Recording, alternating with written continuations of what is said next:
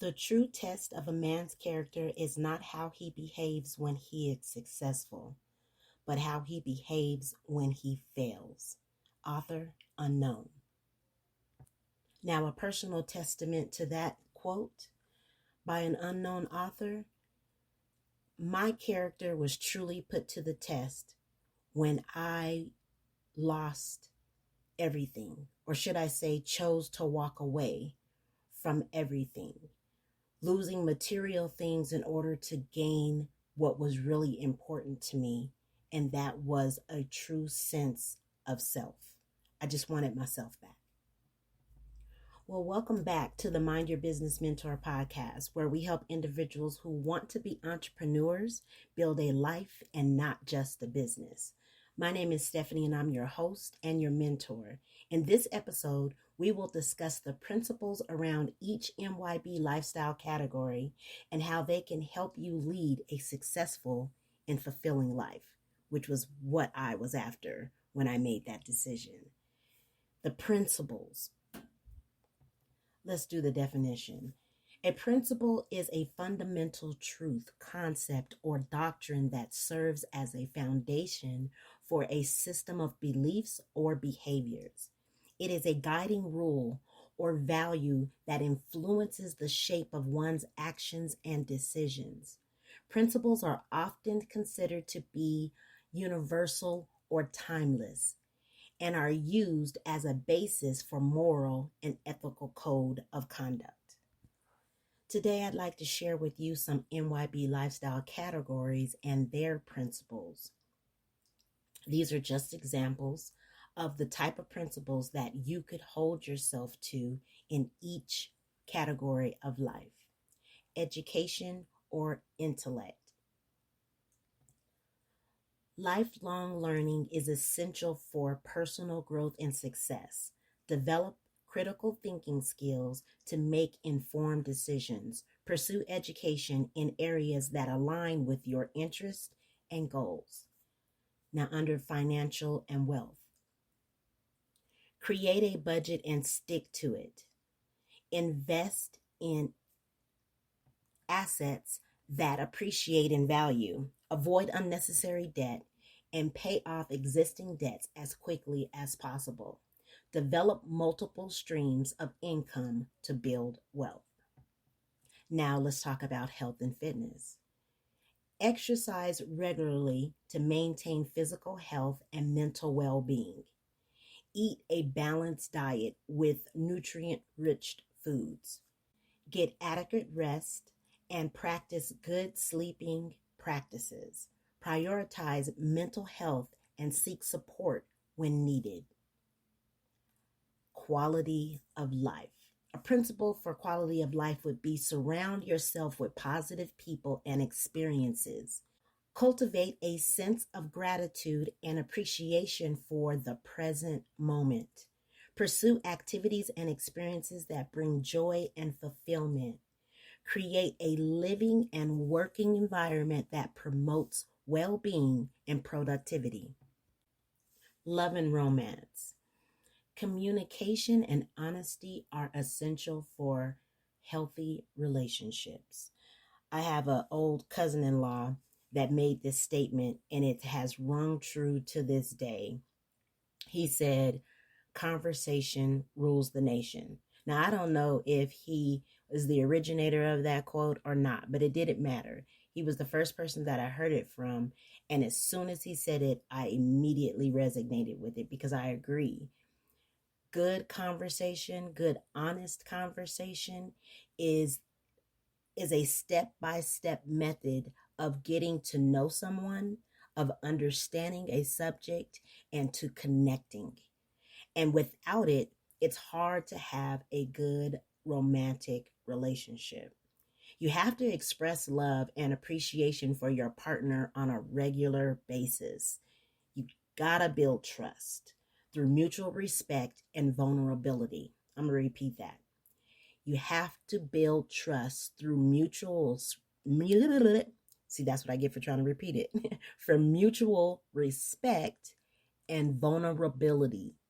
You have to open up. You have to be okay with not being okay in the presence of the person that you love and that you want to be loved by. They have to see the real you to be able to make a decision that you're the one that they choose. And lastly, practice forgiveness and work through conflicts in a constructive manner. Constructive. Arguing and screaming and cussing and throwing things and threatening to put somebody out or leaving the relationship is not constructive. Now that takes us to regular relationships, friends, family, colleagues, coworkers, so on and so forth. You have to nurture and prioritize important relationships in your life. That includes the romantic relationship, which should be first in your life. But communicate openly and listen actively.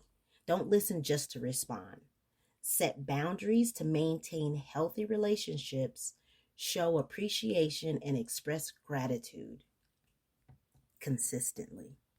Remember, nobody owes you anything. Nobody has to do anything for you. So when they do, you should definitely appreciate it. Now, the vision for your life, which I normally say for the last, because the vision for your life it encompasses all of the other categories. But I'm going to throw it in the middle this time just to mix it up just a little bit. You want to identify your values and set goals that align with them. Create a clear vision for your future and take action to achieve it.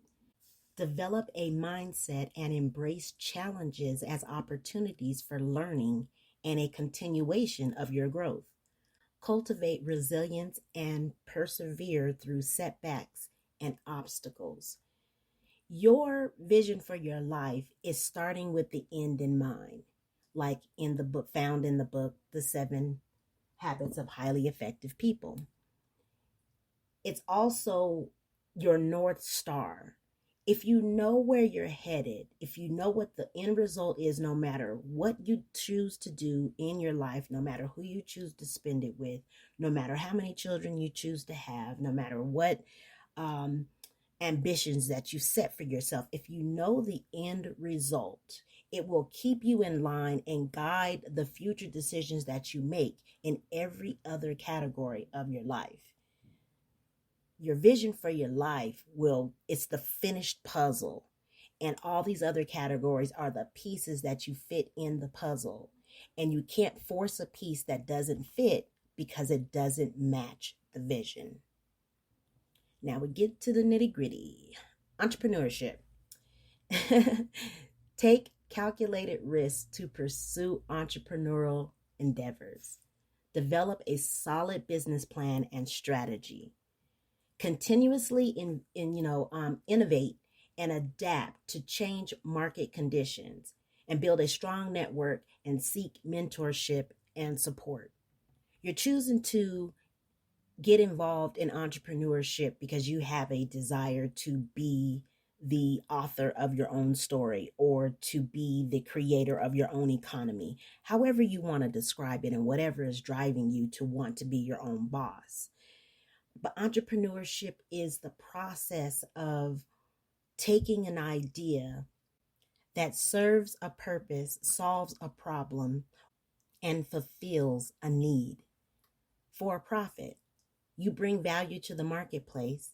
Those who need that value give you money in exchange for the value that you're adding to their life. And then there's a whole construct around that, how you do it. Whether it's online, in person, is it a product? Is it a service? Is it in the science category, technology category? Is it for personal wealth?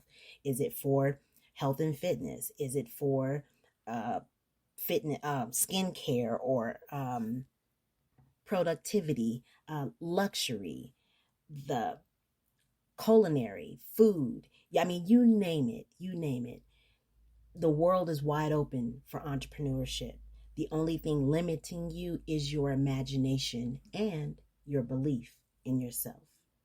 Now let's talk about character and personal growth. Nice segue. Practice self-reflection and identify areas for personal growth. Cultivate awareness and mindfulness. Set personal boundaries and uphold them. And then practice empathy and compassion towards oneself and others. Personal testimony on that. When I went through a program at my church called Life Hurts, God Heals, it was going through and peeling back the layers of looking at myself to the core that gave me the ability to give grace to others for the things that they may say or may do. Remember, you have to check yourself before you can check anybody else. Now let's talk about contribution principles. Give back to the community through volunteer work and philanthropy. I can never say that word right. Philanthropy. You know what I'm saying. Use skills and resources to create positive change in the world.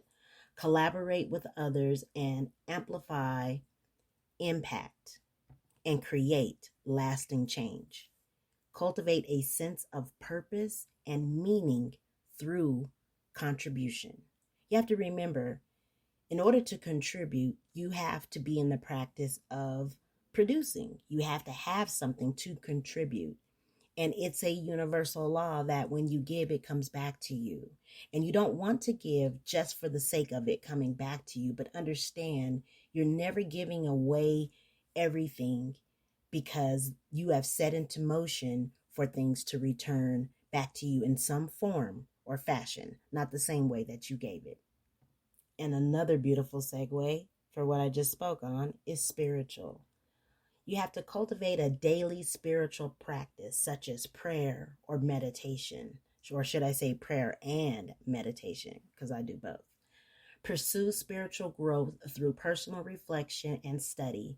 Seek connection and belonging through practicing a community of faith like church or Bible study. Strive for alignment between personal values and spiritual beliefs.